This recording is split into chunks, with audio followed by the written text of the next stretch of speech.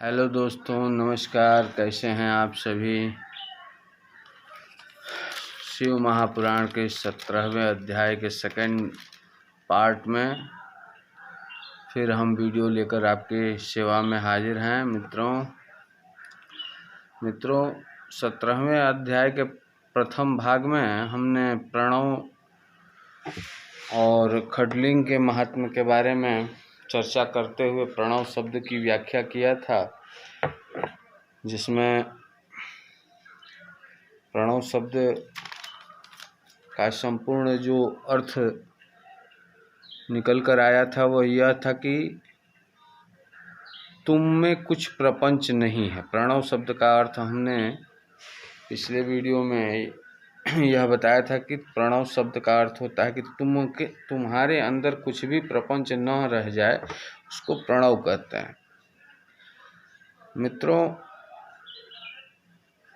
प्रणव दो प्रकार का बताया गया है, सूक्ष्म और स्थूल। आज हम इन दो प्रकार के प्रणव पर चर्चा करेंगे, व्याख्या करेंगे। मित्रों, शिव पुराण के 17वें अध्याय में प्रणव शब्द के अर्थ की व्याख्या किया गया, जिसमें हमने जाना कि तुम में कुछ प्रपंच नहीं, यही प्रणव का अर्थ है। प्रणव सूक्ष्म और स्थूल दो प्रकार का होता है। इस प्रणव अक्षर मंत्र को एकांत में जपने से भोग की प्राप्ति होती है मित्रों, और 36,000 जप करने से प्राणी योगी हो जाता है, ऐसा 17वें अध्याय में उल्लेख मिलता है। उ म इन तीन दीर्घ अक्षरों और मात्राओं सहित प्रणव होता है, जो योगियों के हृदय में निवास करता है मित्रों, और यही शिव शक्ति को एकता और त्रितत्व स्वरूप तथा समस्त पापों का नाशक भी है। मित्रों, 17वें अध्याय में प्रणव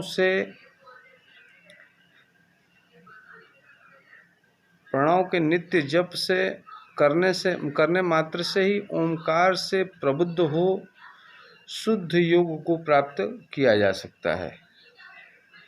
मित्रों, जो प्राणी जितेंद्रिय होकर 105 करोड़ प्रणव जप करता है, उसको सीधे शिवलोक प्राप्त होता है, ऐसा 17वें अध्याय में उल्लेख आता है।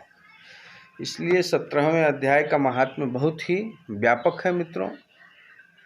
मित्रों, शिवलोक की जानकारी बिना शिव की कृपा के नहीं होती है। जब तक शिव की कृपा नहीं होगी तब तक शिवलोक के बारे में जान पाना असंभव है मित्रों। और शिवलोक को जानने के लिए प्रणव अक्षर का जप बहुत ही महत्व रखता है मित्रों। इसका महात्म्य 17वें अध्याय में वर्णन आता है। प्रणव जप से स्त्री तत्व से छूट जाती है, क्षत्रिय तत्व से छूटकर ब्राह्मण हो जाता है और पुनः मुक्त हो जाता है। वैश्य अपने वर्ण से मुक्त होकर ब्राह्मणत्व को प्राप्त होता है। मित्रों, महायोगी शिव ने शूद्र वर्ण को छूट प्रदान करते हुए 25,000 जप को ही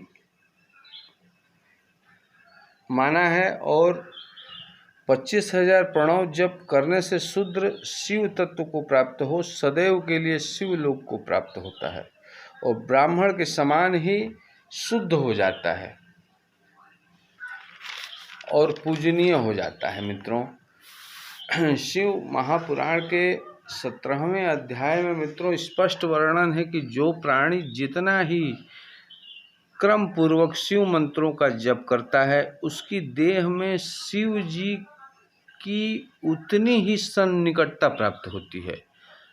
मित्रों, जो स्त्रियां शिव मंत्रों का जाप निरंतर करती हैं, वह स्त्री देवी लिंग रूप में परिवर्तित होकर शिव और शक्ति अर्थात स्त्री तत्व दोनों एक ही दोनों की एक साथ ऊर्जाओं को ग्रहण करने योग्य हो शिव लोक को प्राप्त होती हैं। ऐसी स्त्रियां जो शिव मंत्रों का जप करती हैं। मित्रों, शिव महापुराण के 17वें अध्याय का पठन पाठन श्रवण और मनन करने से प्राणी शिव कृपा से अष्ट सिद्धियों और 9 निधियों को ग्राह्य करने में सक्षम हो जाता है। मित्रों, शिव महापुराण का 17वां अध्याय समाप्त होता है। आप सभी मित्रों का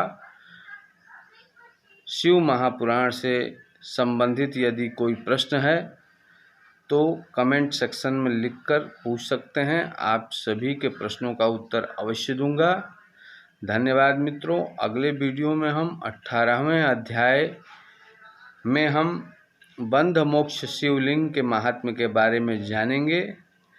तब तक के लिए आप सभी के ऊपर महादेव की कृपा आप सभी पर बनी रहे, ऐसी कामना एवं प्रार्थना के साथ बहुत बहुत साधुवाद एवं धन्यवाद।